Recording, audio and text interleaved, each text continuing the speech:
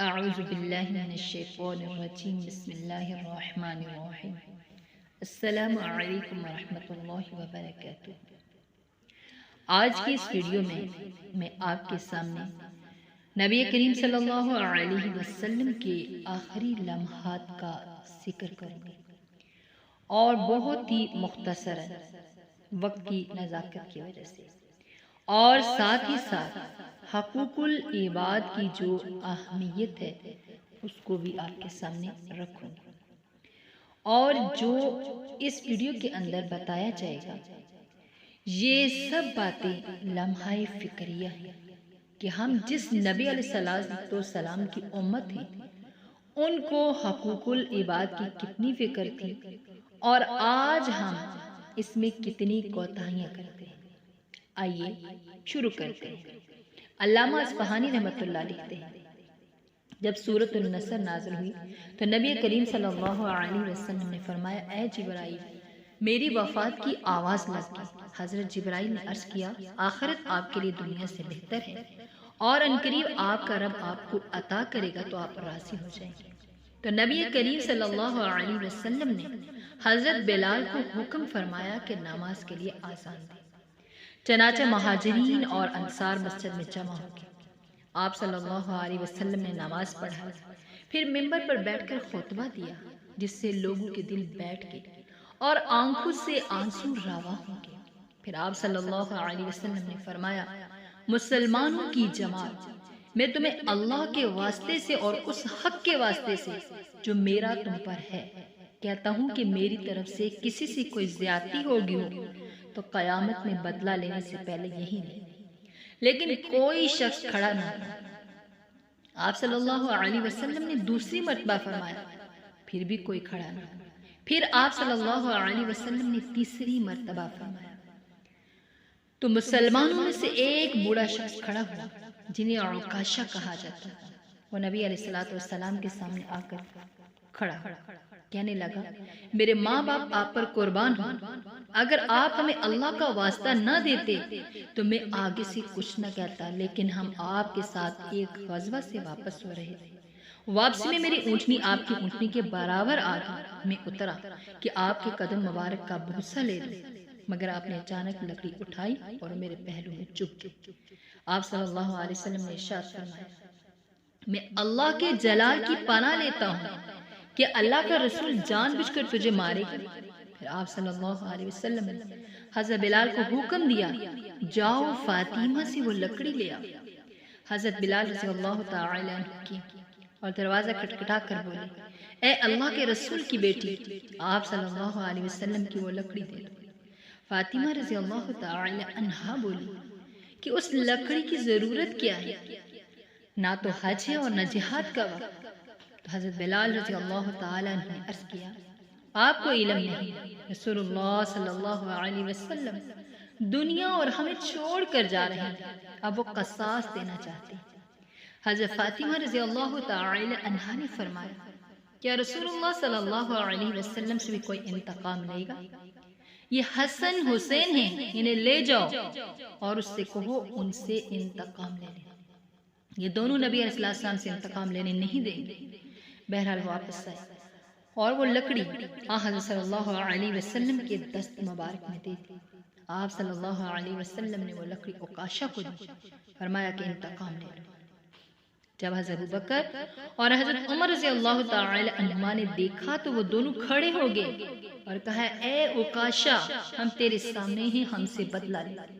نبی کریم صلی اللہ علیہ وسلم سے نہ لے۔ نبی کریم صلی اللہ علیہ وسلم نے ان دونوں سے فرمایا، اللہ تعالی نے تمہارا مرتبہ اور مقام پہچان لیا ہے، تم دونوں جاؤ۔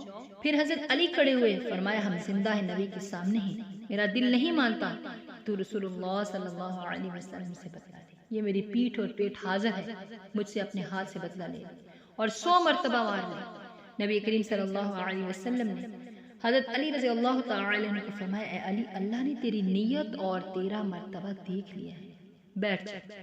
پھر حضرت حسن اور حسین کھڑے ہو گئے اور کہا، اے عکاشہ، کیا تمہیں نہیں معلوم ہم رسول اکرم صلی اللہ علیہ وسلم کے نواسے ہیں، ہم سے بدلہ لینا رسول اللہ صلی اللہ علیہ وسلم سے بدلہ لینے کے برابر ہے۔ ہم سے بتلا دے۔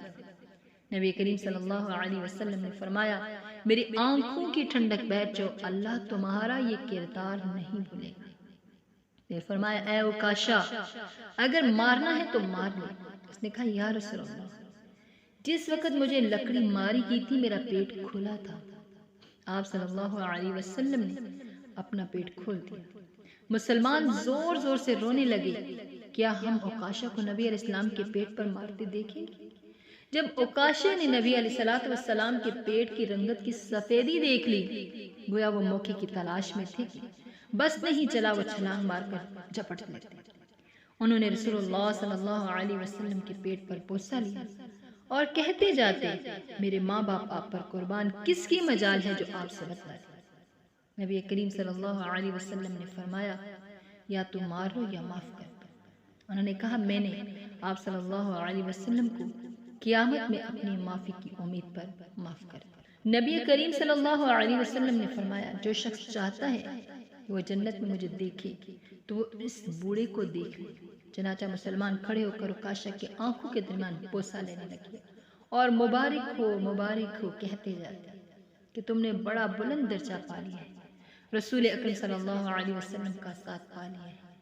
اسی دن نبی علیہ السلام شدید بیمار ہو گئے اور 18 دن بیمار رہے، لوگ عیادت کو آتے رہے۔